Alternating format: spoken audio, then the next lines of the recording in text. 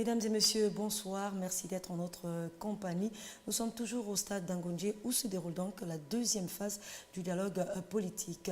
Et toujours dans le cadre de nos plateaux spéciaux, ce soir nous recevons Madame Léontine Mébalé. Elle est co-rapporteure pour le compte de la majorité dans ce cadre du dialogue politique, notamment sa deuxième phase. Et elle participe également au panel 3 axé sur la modernisation de la vie publique. Madame Mébalé, bonsoir. Bonsoir. Merci encore d'avoir accepté notre invitation.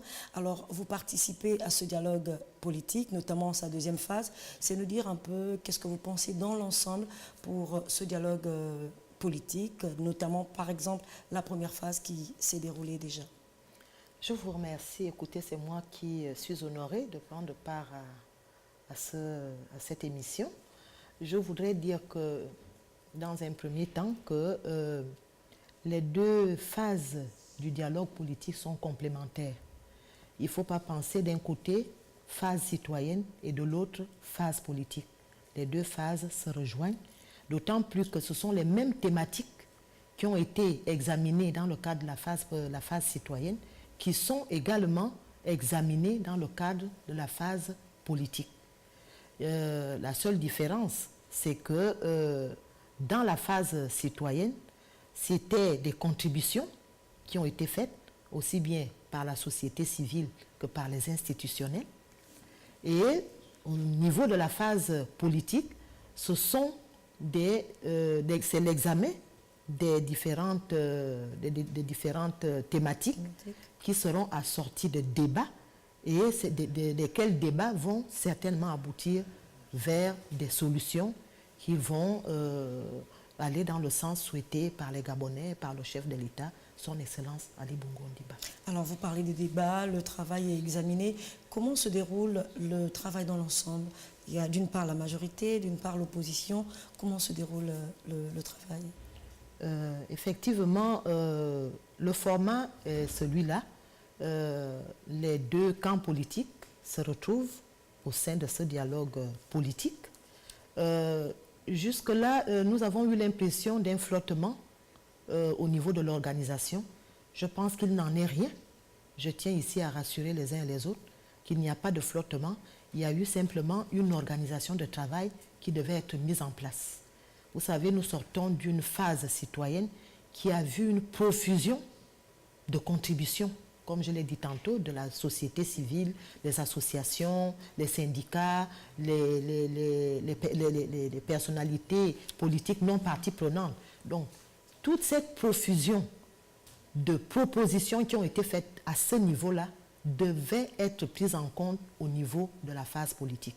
Donc, dans un premier temps, il fallait s'approprier toutes ces contributions, les organiser et faire en sorte que chaque commission, parce que les thématiques sont les mêmes, vous allez vous rendre compte que la thématique qui porte sur, par exemple, la modernisation de la vie publique a été déjà prise en compte au niveau du panel 3 de la phase citoyenne. Avec les propositions. Avec des propositions.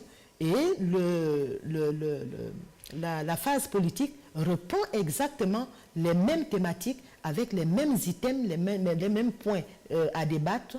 Et c'est cet ensemble de propositions qui feront l'objet de propositions également faites au niveau de la phase politique.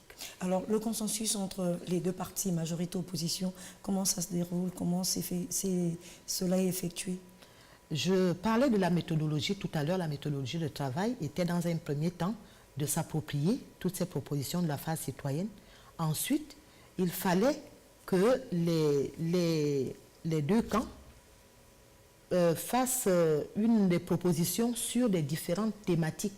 Ce que pense l'opposition, par exemple, sur la création des partis politiques, ce que pense la majorité sur la création des partis politiques, les deux partis, parce que le format qui a été choisi, c'est d'échanger d'abord les points de vue, parce que les points de vue peuvent être divergents, comme ils peuvent être convergents.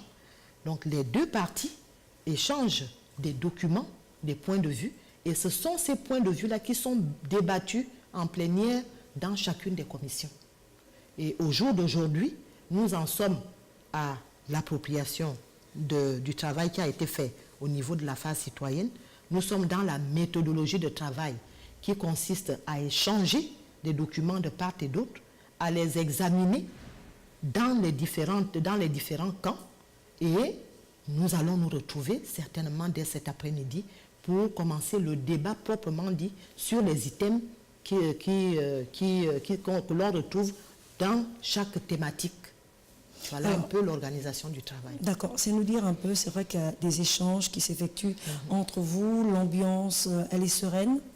Je pense que, contrairement à ce qui est dit, le travail se fait en toute sérénité et en toute confiance.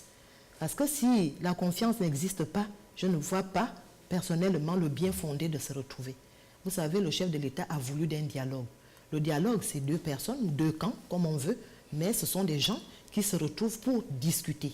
Aujourd'hui, il s'agit des Gabonais qui discutent des problèmes de leur pays, même s'ils sont les uns dans un camp, les autres de l'autre. Donc nous travaillons en toute sérénité et qu'on ne soit pas surpris qu'il y ait des divergences de point de vue. C'est ça aussi l'intérêt du dialogue. Pour l'instant, vous allez remarquer que jusque-là, les facilitateurs qui ont été sollicités n'ont pas encore été sollicités ou impliqués dans cette phase du dialogue politique. Ça voudrait dire tout simplement que les choses avancent normalement. Il s'est agi dans un premier temps de mettre en place une organisation, savoir par exemple que les deux délégations ont bien en leur sein le nombre de participants requis, parce qu'il s'agit de 188, dont 88 par camp politique. On s'assure que ces participants sont bien de l'opposition ou de la majorité. On s'assure que les participants se sont bien imprégnés des documents qui encadrent le dialogue politique. C'est le code de bonne conduite, c'est le règlement intérieur du dialogue politique. Donc tout cet arsenal doit être bien vu, bien examiné, que les uns et les autres s'en approprient pour que nous abordions la phase des débats en toute sérénité. Donc pour l'instant, le travail se poursuit normalement. Le travail se poursuit, les choses avancent, vous le confirmez encore ce soir. Alors déjà, les différentes thématiques qui sont comprises dans le panel 3, est-ce que toutes ces thématiques seront également examinées? Toutes les thématiques, je vous assure que toutes les thématiques seront examinées. Le chef de l'État a voulu d'un dialogue sans tabou. Et ces thématiques et les items qui sont à l'intérieur de cette thématique ont été déjà adoptés par consensus lors de la phase préparatoire du dialogue politique. Donc, aujourd'hui, nous ne pouvons que les examiner. Il ne s'agit pas de faire l'impasse sur une question donnée. Et au niveau de la commission numéro 3 qui porte sur la modernisation de la vie publique, il s'agit d'examiner le problème de la création des partis politiques. Il s'agit d'examiner le problème lié au financement des partis politiques. Il s'agit d'examiner les problèmes liés au cumul des mandats, à la retraite des élus locaux, à la liberté de la presse et un certain nombre d'autres items que je vais certainement rappeler tout au long de cette émission. Alors, on va peut-être arriver à la dernière question. Malheureusement, le temps nous a imparti. C'est peut-être revenir, c'est vrai que le dialogue a été initié, prôné par le chef de l'État, Ali Bongo Ondimba. Est-ce que vous pensez que ce dialogue a été nécessaire pour les Gabonais? Est-ce qu'il a été important aujourd'hui que les Gabonais s'asseyent, échangent, parlent, discutent? Je pense qu'il est nécessaire, qu'il était nécessaire que les Gabonais se parlent. Vous savez, nous sortons d'une élection présidentielle avec son cortège de problèmes suscités de part et d'autre. Le chef de l'État a pris l'initiative de convoquer un dialogue sans tabou, inclusif et sans tabou. L'opposition, le camp de l'opposition a demandé aussi que se tienne ce dialogue. Donc aujourd'hui, les Gabonais sont assis parce que ceux qui ne se parlent pas, quand on ne se parle pas, on ne peut pas trouver des solutions. Nous avons cette culture du dialogue, même dans nos villages, dans nos familles. Cette culture bantou? Cette culture bantou qui fait que quand il y a un problème au sein d'une famille, les personnes issues de cette famille s'asseyent pour en parler. Et je suis confiante, ici, tous les Gabonais ont un regard tourné vers nous. Je suis confiante que nous allons atteindre les objectifs que le chef de l'État a fixé pour ce dialogue, que les Gabonais attendent, parce que les Gabonais sont très regardants sur ce qui va se passer ici, sur les solutions que nous allons apporter pour l'amélioration de leurs conditions de vie, de leurs conditions de travail et de leur existence. Alors justement, vous dites que les objectifs seront atteints. Est-ce que vous pouvez aujourd'hui rassurer les Gabonais que les attentes de ce dialogue, certes, sont primordiales pour tous? Est-ce que vous pensez aujourd'hui qu'ils peuvent continuer à garder espoir par rapport à toutes ces conclusions qui seront issues justement de ce dialogue? Vous savez, un dialogue, ce n'est pas un long fleuve tranquille. Et le fait déjà d'avoir permis qu'il y ait des facilitateurs, ça voudrait dire que quelque part, on peut ne pas s'accorder sur tel ou tel point. Ça, c'est le propre de tout dialogue, quel que soit le contexte dans lequel on dialogue. Mais ce qui importe, c'est le fait de vouloir avancer ensemble.